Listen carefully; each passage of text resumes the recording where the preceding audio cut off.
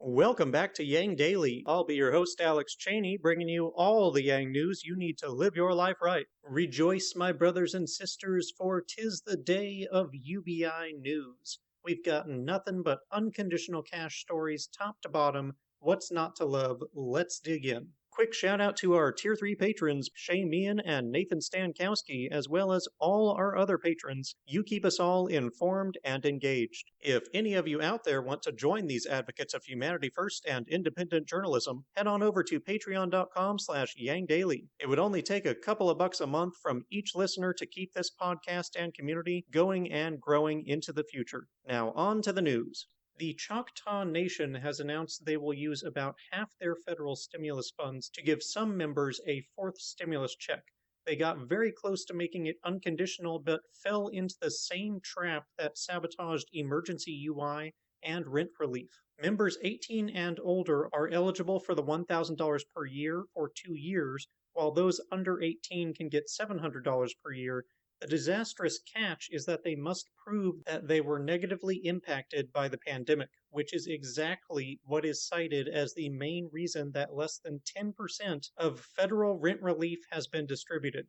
The burden of proof is simply one that many eligible people cannot or do not know how to or is too arduous to meet. Bureaucracy excluding those in need, all in the name of excluding those not in need, as usual. You are so close, Choctaw. Just make it universal, even if it means smaller payments. It'll do more good, I promise. At least 3 other tribes have announced similar plans.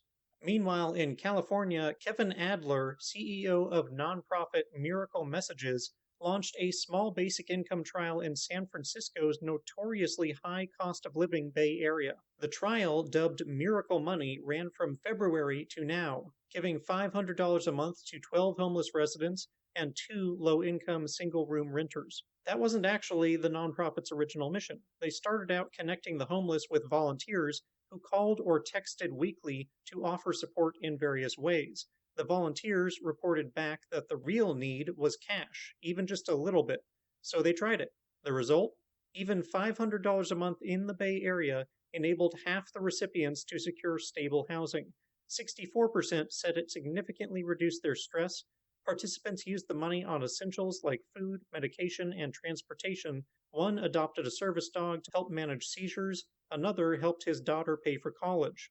After seeing these results, the nonprofit remarked that more charity organizations should stop trying to target particular needs and just give money unconditionally. Sounds like a good idea. In fact, the CEO phrased it in a way that reveals part of the reason this doesn't happen more often. He said that more nonprofits should work themselves out of a job, mirroring Yang's campaign leader Zach Grauman, who cited on Yang Speaks as one of the reasons that charity will never fully solve issues like poverty. Policy is required. And that brings us to the Housing and Urban Development Agency report, which finds that advance payments of the new child allowance would increase the average monthly income of families receiving its assistance by almost 38%, those payments being an average of $550. That is a huge income boost, which also means a huge quality of life boost, and will help them be a lot more productive in society. Which brings us to our final item. Since its founding in 2014, Columbia's Center on Poverty and Social Policy has been researching the impact that a universal child allowance would have in the U.S. based largely on outcomes from food stamps and the Earned Income Tax Credit.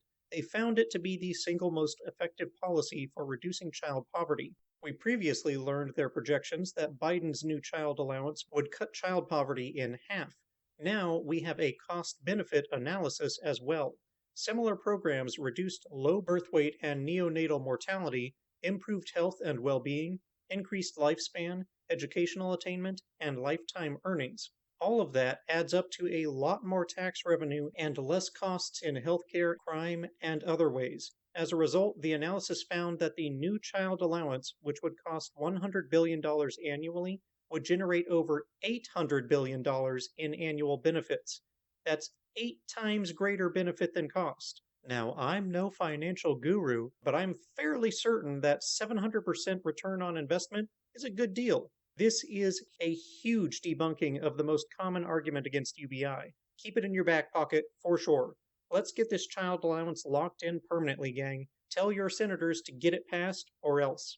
And that'll do it for today's Yang Daily. Bookmark and share the tribal and homeless basic incomes, the child allowance income effect, and the incredible child allowance cost-benefit analysis. Flood Congress with calls, tweets, faxes, and letters using the ResistBot or Income Movement Easy Contacts below. If you need help, consult Humanity Forward, the Income Movement Aid Database, the Mission Asset Fund, or United Way, and don't forget to Yang Daily.